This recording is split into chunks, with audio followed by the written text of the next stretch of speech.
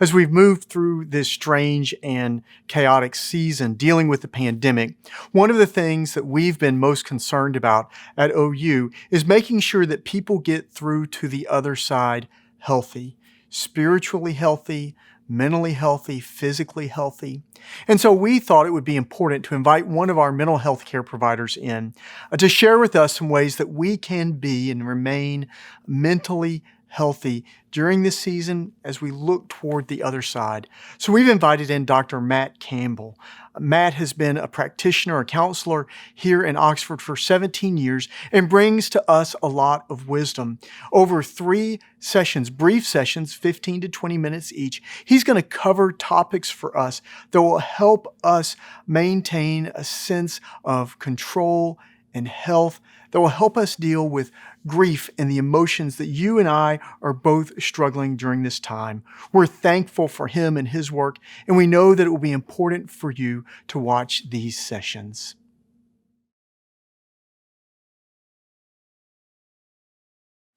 Welcome back to session 2. Today, what I'm going to be speaking about has to do with structure and our experience of control at this time. One of the things that I've been dealing with my clients quite a bit with or about at this point in time has to do with our experience of control at this moment in our lives. So much of what we're dealing with can lead us to feel like we're not in control, out of control, overwhelmed. It can be a very humbling experience. It can be a very anxiety-provoking and distressing experience. I certainly know I've experienced all of those myself in this process. The thing about it is, control, I find in my work, is often can be a touchy topic.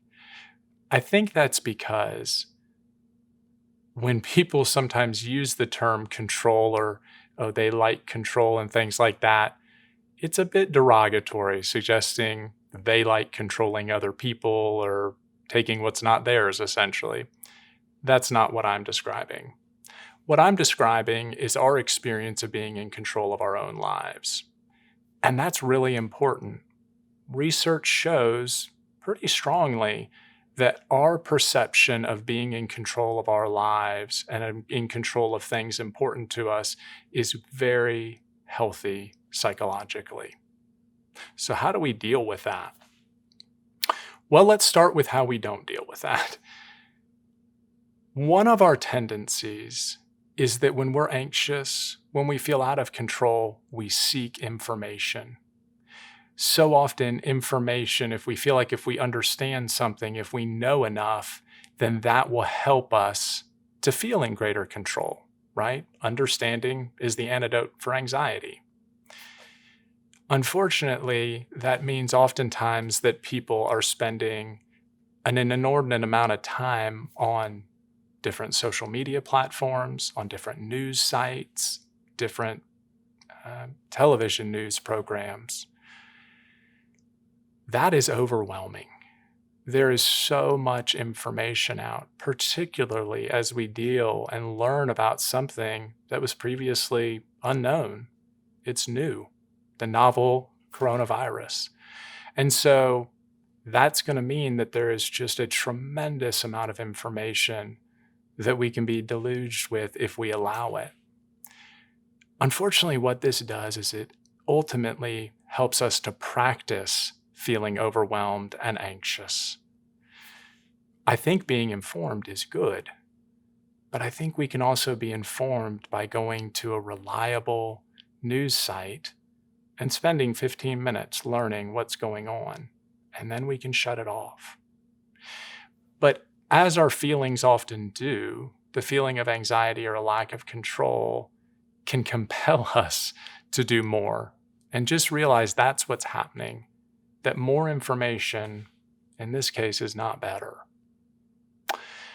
One of the things that I also encourage people to think about has to do with the serenity prayer. Being able to recognize those things over which we do and do not have control. early coping research, maybe some of the earliest I'm aware of, was incredibly helpful. In fact, I still rely upon it in my encouragement for others in terms of their coping. And basically what Lazarus and Folkman, what their work focused upon, or at least part of their work, was that effective coping involved being able to figure out, do I have a good amount of control over this thing causing me stress, or do I not have a good amount of control over this thing causing me stress? If I have a good deal of control, well, then by all means, I should do something about it and try to address the problem, to use what's called a problem-focused coping approach. However, when I don't have a lot of control over it, I need to handle the feelings, because there's really nothing that's going to make us feel more overwhelmed and make us feel like we're losing it than to try to control something that we simply are not in control over. I'm going to speak a little bit more about that in our final session, about how do we handle these feelings when we don't have control. But today, I'd like to talk a little bit more about what it is that we can do to give us a greater sense of control. One of the things that I think is most important has to do with our structure. Of all of our losses, one that I think is the most uniform, the one that almost all of us have experienced or been affected by in some form or fashion, is our lack of structure, or the lack of structure that we're accustomed to. And we rely so profoundly on a daily, typical activity schedule, whether it's work, whether it's school, whether it's other activities that we're engaged in consistently. That schedule helps us in so many different ways. It helps us to be more efficient. It helps us to be more energetic. It also helps us with some basic things like sleep, because our body is working on a circadian rhythm, a 24-hour cycle, and that really is assisted. Our sleep is really assisted when we're consistent with these things, when there's some structure involved in it. Now, the challenge, of course, is that we don't have the things that we rely on, the external things, the boss, the work to do, the clients, the customers, the teachers, the students. We don't have these things, these external things that we rely on to provide us that structure, so we have to do it ourselves more and more. And that's a challenge, and I think it's a challenge for most people. One of the groups of people who always amaze me the most are writers, because they have really, people who are productive writers are incredible to me, because they are so good at what I'm talking about right here. Is they are in a field where there's not a profound amount of structure. They have to impose it. They have to create a schedule and things like that. Well, that's what all of us really need to be trying to do right now. So what do? I suggest that what people try to do either the night before or maybe even the morning of a certain day is scratch out a schedule, scratch out a list of things that we're going to engage in that day. It's really going to be helpful if we have a variety of things, if we have some balance in our day. So roughly or generally speaking, I try to encourage people to do something productive. Perhaps it's work-related. Perhaps it's something that needs to be done in the house, things like that. I encourage people to do something meaningful, something that fits with their system of value and meaning. I think that, those of you who are watching that, your faith system, watching this, your faith system can be something that's quite important at this time, and engaging with that. And, whether that's helping others, reaching out to others, doing things, reading your Bible, doing things like this that make you connected to that system of meaning. I'm really big on physical activity as well. I'm really big on us finding times to do that. That's what we were made to do. But not only is it what we were made to do, it's also a wonderful release of energy. As we hold our tension in, a lot of people, the way that they can tell that they're feeling is significant, that they're really feeling it as stress, anxiety, tension. Sometimes it doesn't come through their emotional experience as much, but they will experience headaches, really great tension in their neck and shoulders, stomach distress, these kind of things.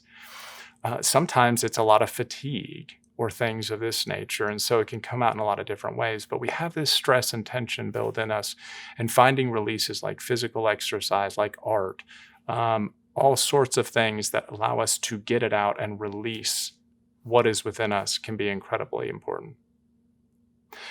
I encourage people to also have a moment of calm and peace in their day. That, for a lot of people, is difficult. For a lot of people, especially when there's a lot of stress or anxiety or tension in their life, the last thing they want to do is slow down.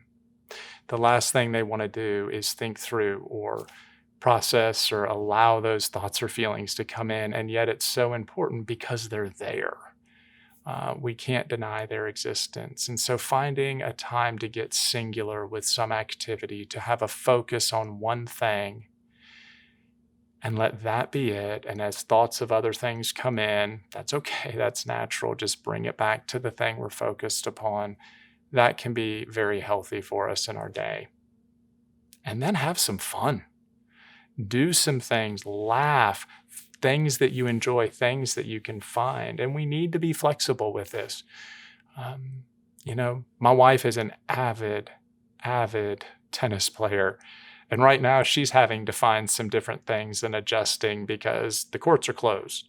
So we need to try to get creative and find some things, whether it's releases or enjoyable activities or whatever it may be. We need to find some of these things so that we can get some of these needs met. One other thing that I encourage, and may not feel necessary to you, but I can tell you it is really helpful to most people, is get up, get out of bed, bathe, dress in a way that you would normally if you were in your normal life. Of course, if you usually wear a suit, maybe you don't need to do that, but dress and do these things. We react to our environment around us. We react to what we're doing. We react to what we're seeing.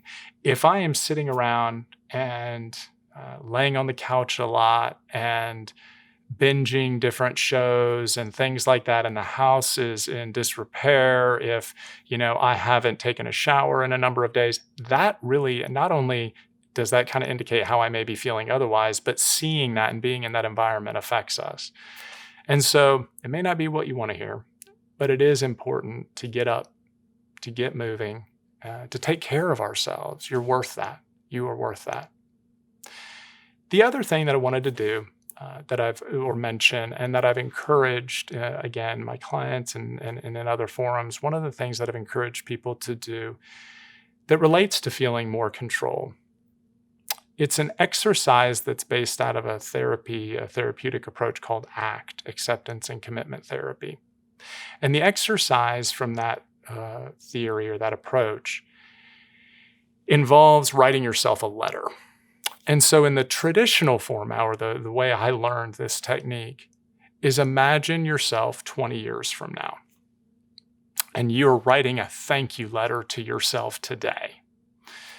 And you're writing a thank you letter saying what you are so appreciative that you did at this point in time that benefited yourself later on, or that you could look back on and be happy and proud about.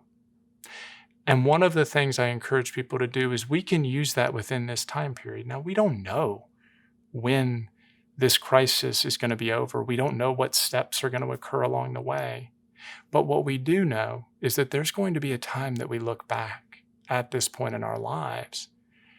How do we want that to look? What story do we want to be able to tell about this time in our life? Maybe it's what we did. Maybe it's relationships that we cultivated. It can be a variety of other things. Maybe it's finding ways to take better care of ourselves, or learning the importance of these things, or learning the importance of being connected with nature, or something of that nature, of that of that ilk. But we want to try to find ways to look back at this time. That depends on you. That depends on what is valuable and important and a priority for you. I've heard all sorts of different things, and all of them are just fine as long as they're important to you. But how do you want to look back on this time, and how you did and what you did? Think about that. I hope that's helpful.